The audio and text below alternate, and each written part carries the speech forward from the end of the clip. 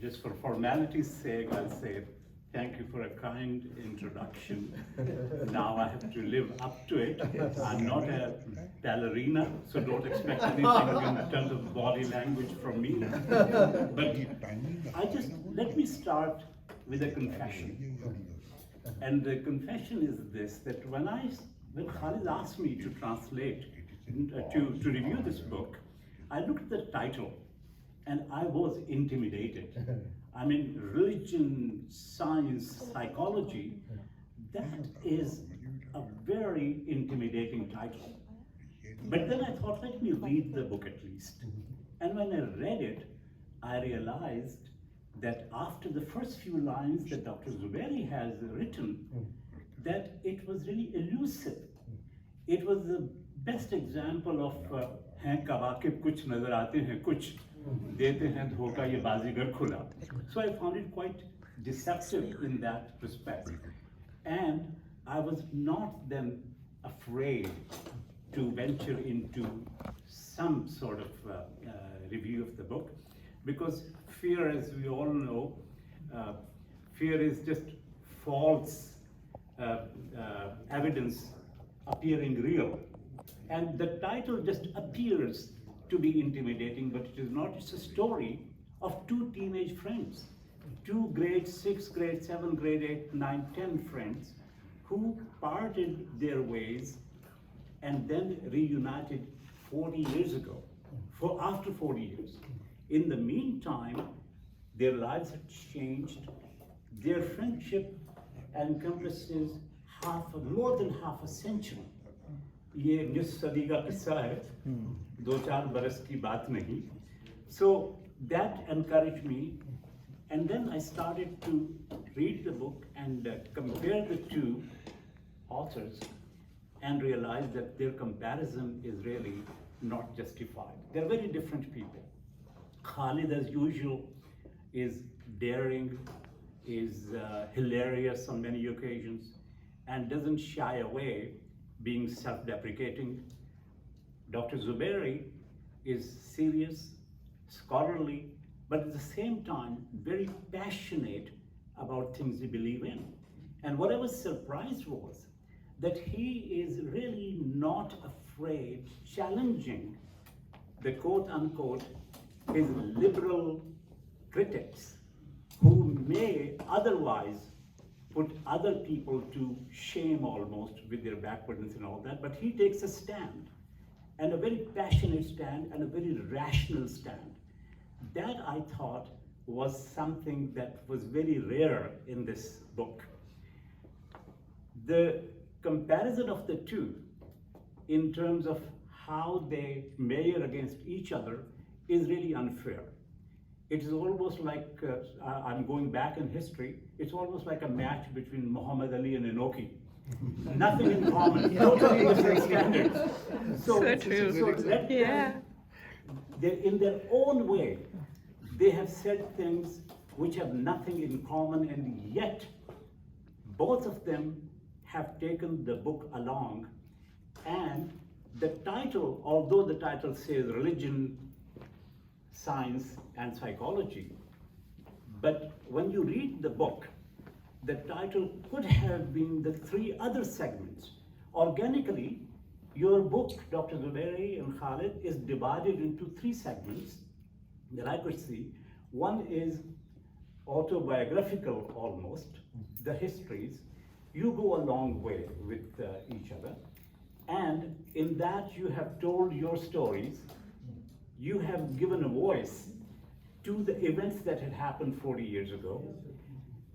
And then you have told not only about yourself, you have told about each other, the way that only a childhood friend could tell. Khalid hinted on something with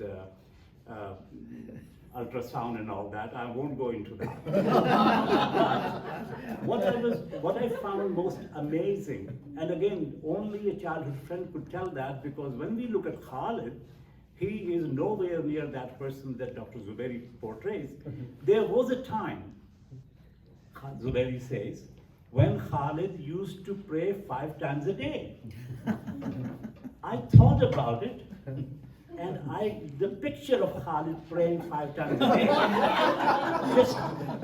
just absolutely amazed me. He was actually what Mir has said, that there se छोड़ा हरम को आए Mir there se उठ के काबे आया मीर जिसको चाहे खुदा खराब करे. So with that, although other than autobiographical, the second aspect in the book, on which both writers have written very powerfully, very strongly, is the opinions, their stance, their positions on everything under the sun. Not only these 3 subjects, but everything about Pakistan, about peace movements, about how you can get along with each other. So many different things, and they have expressed their opinions, including, again, Khalid has put it, although the book is in English, but he went out of his way to add in Urdu script. He has written about Daulat, Shohrat, Aurat, because there's no way he can go without that. So now the third is the very technical subjects on psychology and particularly on physics. And frankly, that is above my pay grade. I cannot comment on the technicalities of it.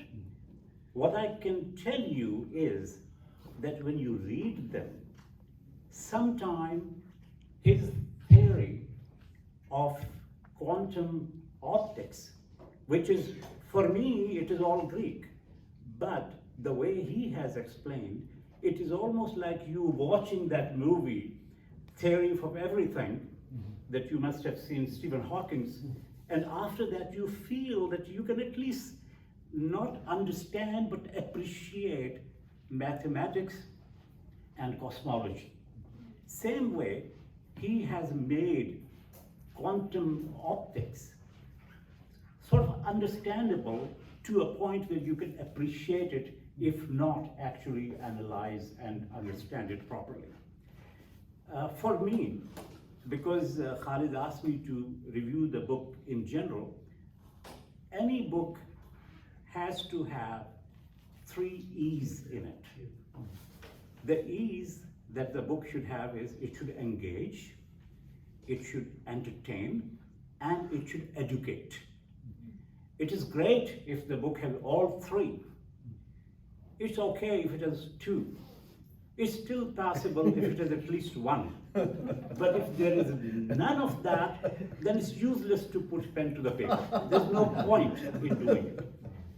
And I was impressed that this book has all 3 E's. And let me just quickly give you some examples. Engaging.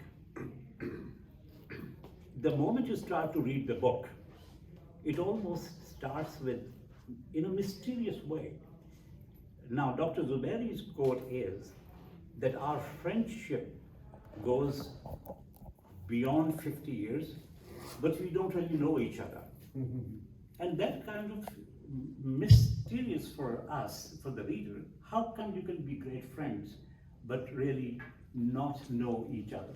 So there he tries to make it sort of suspenseful Ibn Safi kind of a book. So you get engaged.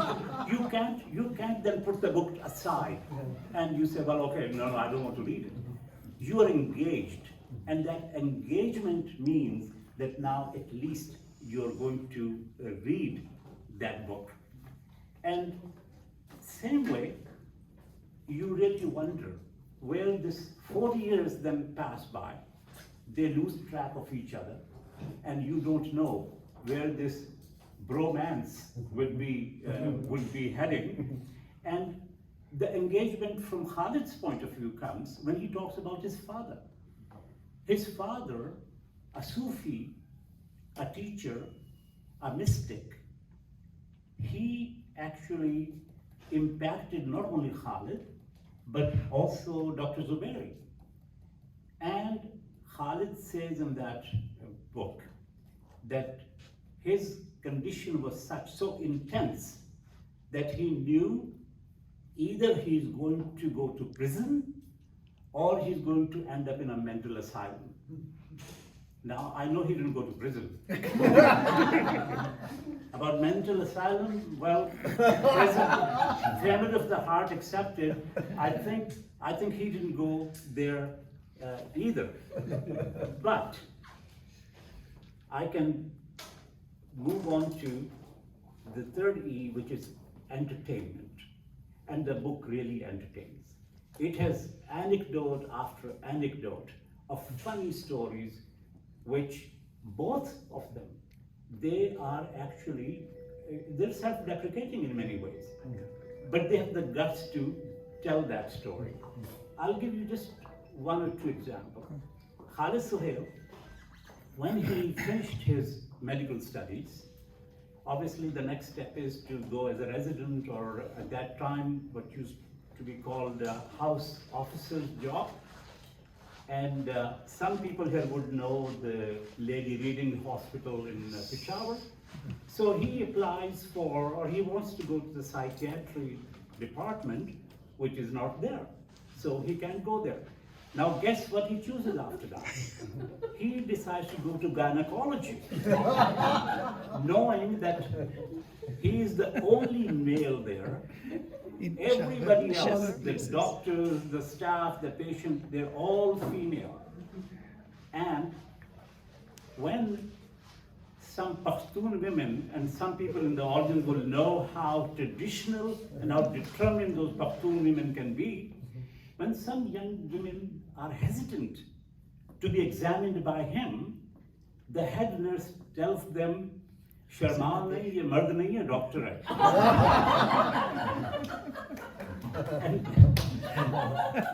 And the same way, Dr. Zubairi talks about, and I was sort of impressed with his courage. He says his mother wanted him to be a doctor. Now, understand that every South Asian mother wants their child to be a doctor. But then he says the reason for that was he was born with a missing left earlobe. Now that was a confession, because now when I see him, he has both earlobes. And the mother was so impressed by the surgeon that she said, "My son is also going to be a doctor." So that takes guts to come up with something. I won't tell you the detail of that. You have to read the book for that. The third E, the final E, is the most important, that the book should educate. And in that, on two counts, I'm particularly impressed with that. The theory of Relativity. No, not theory of relativity. The one that worked on so hard was the book that he wrote about quantum optics. That book is a textbook in Oxford University, in Cambridge University, in Harvard University, and in many other third world countries. He also came up with something which I personally believe, is going to be huge one day. And that is, I'm sure many of you remember, as children, you must have thought you're hurt and your mother has gone someplace, and then she rushes home and you say, "Mom, how did you know that I was hurt?" And I just felt that. You know siblings who are living in this continent and their brother or sister in Pakistan gets sick and they feel that pain.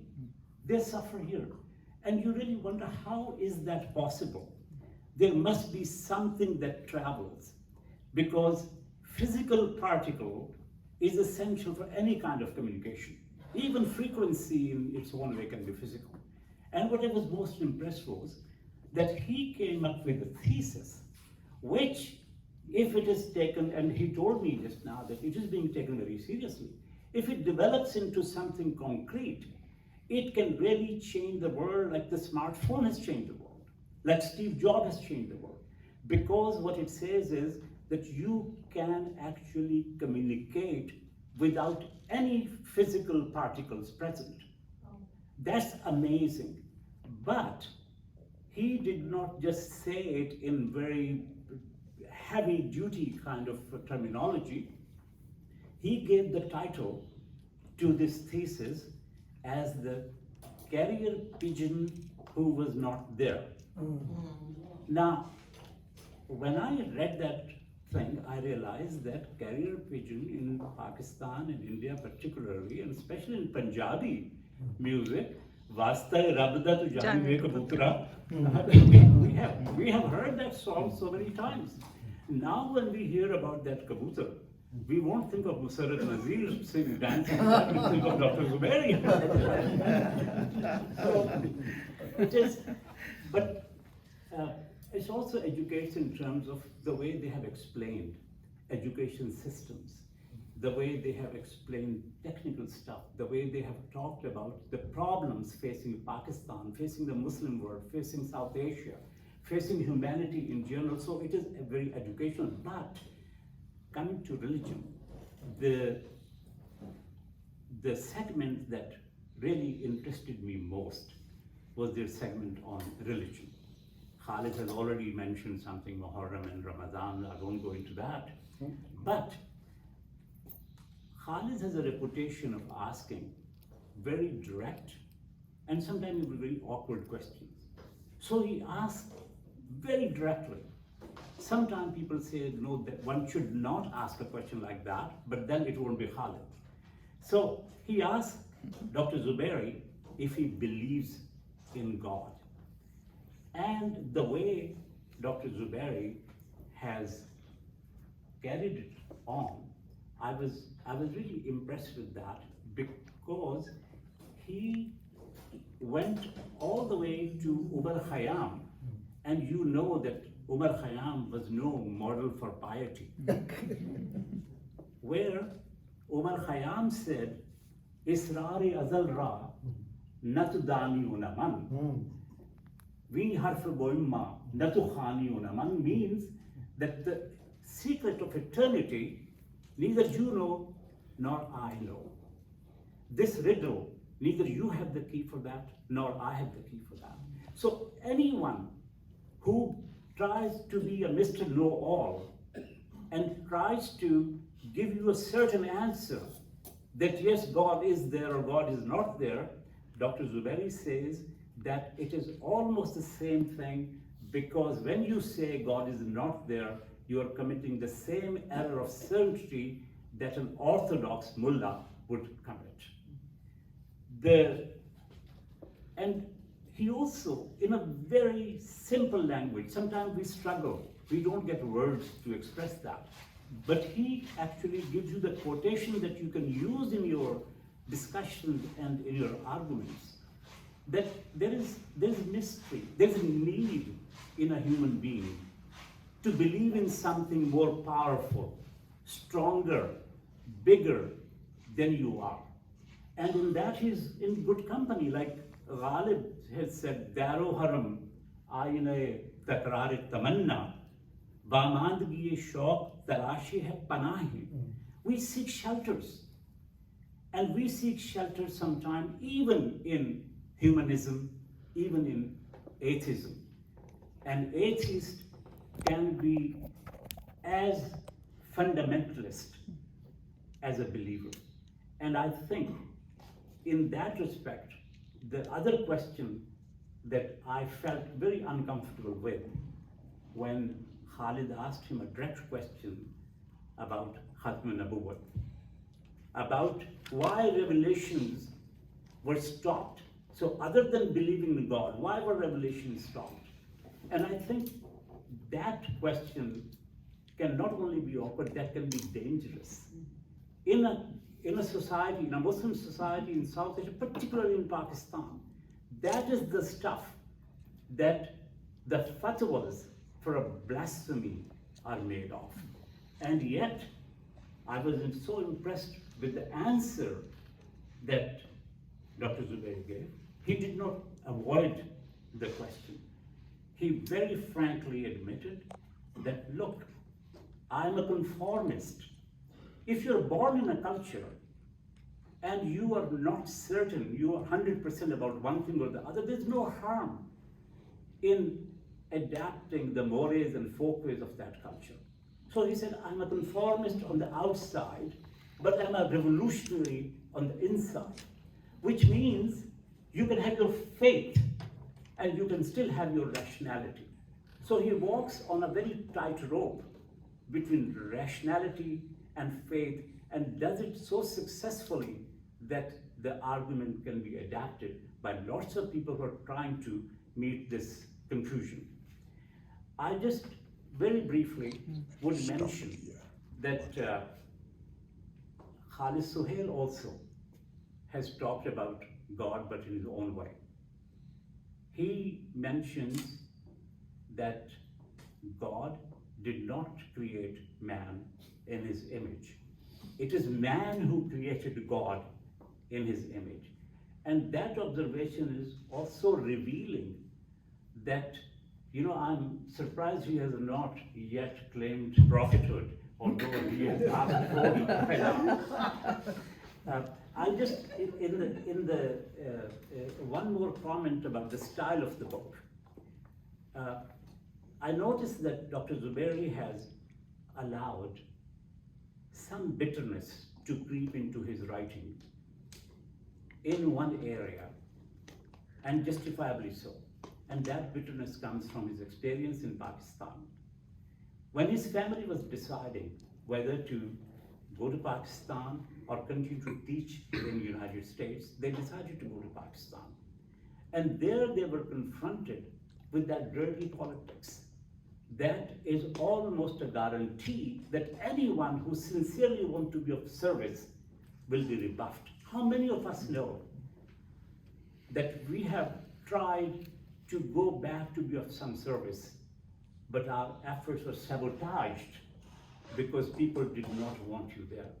So that dirty politics slithered into his plans, and he had to decide not to continue with that. He does come up with a lot of suggestions about how to improve education in Pakistan, practical, including, which I found kind of strange, that including that mosque could be used.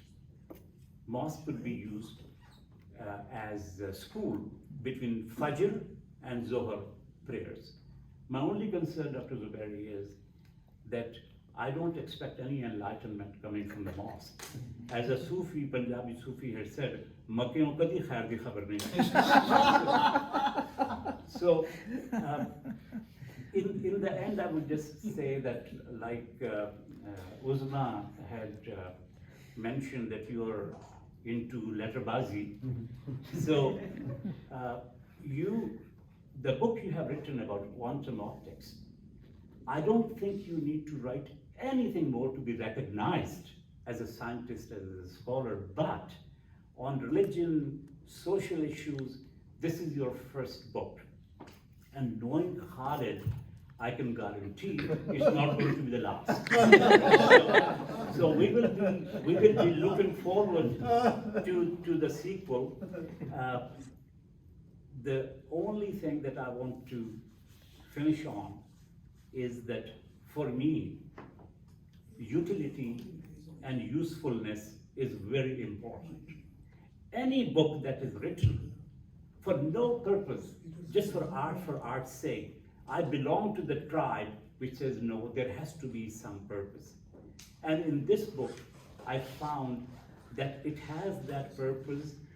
Khalid Suhail has summarized his green zone living, which can really help a lot of people, and it is helping a lot of people through your Hamsa and other programs.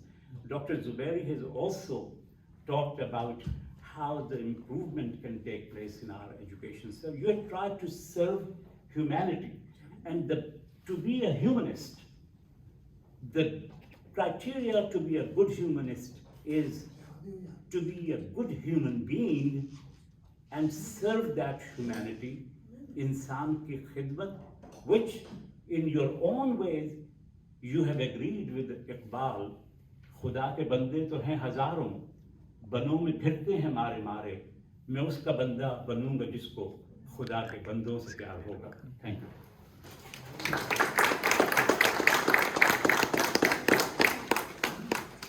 Thank you very much, Shahid Akhtar. As you people saw that he's so sort of versatile. Urdu, actually he's one of the few people who Punjabi, Urdu, Persian, English, sort of the ideas, the ideals, the compassion, the passion. So I think I'm very grateful. I also want to acknowledge